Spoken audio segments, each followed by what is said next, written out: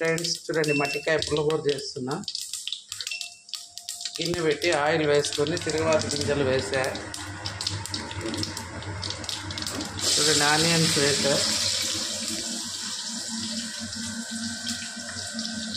అదే పాడేది కూడా కొట్టేస్తావు అట్లా తీయద్దా, ఇది పాడైపోయింది.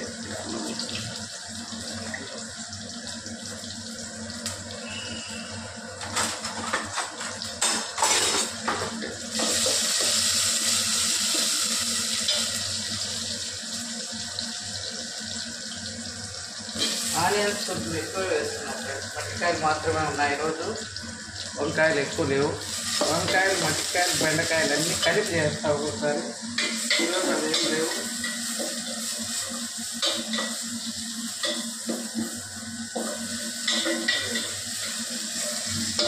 ఆనియన్స్ వేసాను.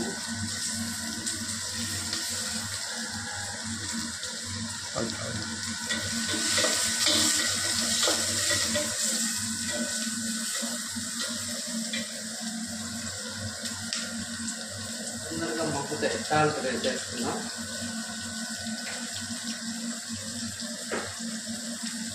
అందులోనే జీలకర్ర కూడా వేసాను ఫ్రెండ్స్. తిరువాత ఏం వేసుకుంటాను.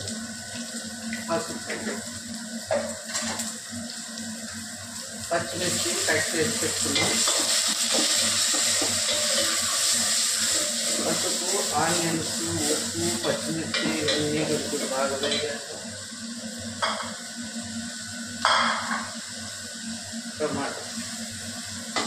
టమాటాలు కొంచెం ఎక్కువ వేస్తున్నాం.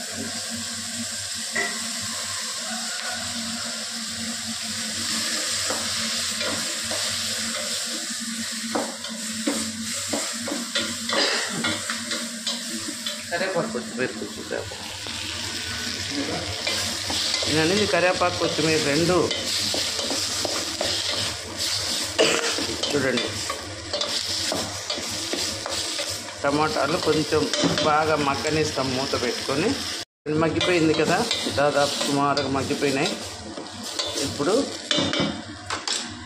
కొద్దిగా చింతపండు పులుపు కోసం టమాటాలు వేసాం కాబట్టి కొద్దిగానే.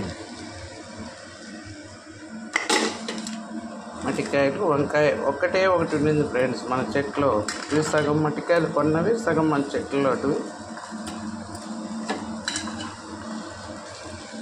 ఒక ముదిరి చెట్టు, ఒక లేత చెట్టు ఉండింది, దాంట్లో పిక్కొచ్చినాం.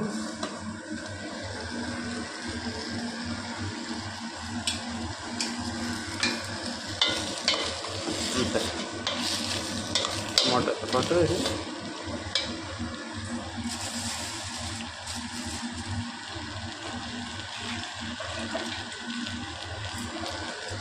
కరివేపాకు కొద్దిగా, కొత్తిమీర ఫైనల్గా వేద్దాం. నీళ్ళు కొన్ని ఇవ్వండి. వీటికి ఇంకా నీళ్ళే అవసరం లేదు ఫ్రెండ్స్. మామూలుగా అయితే టమోటాలో, కూరగాయలు వచ్చే నీళ్ళతోనే ఉడికిపోతుంది. టమోటాలు ఎక్కువ జ్యూస్ వస్తుంది కాబట్టి.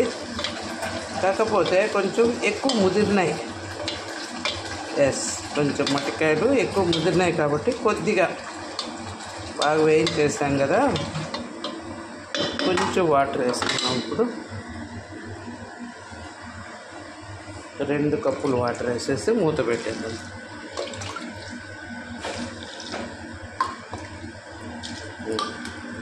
జస్ట్ ముక్కలన్నీ మునిగేటట్టు పెట్టేసి ఇంకా ఇందులో ఓన్లీ మనం కొత్తిమీర ఒక్కటి కలపాలి.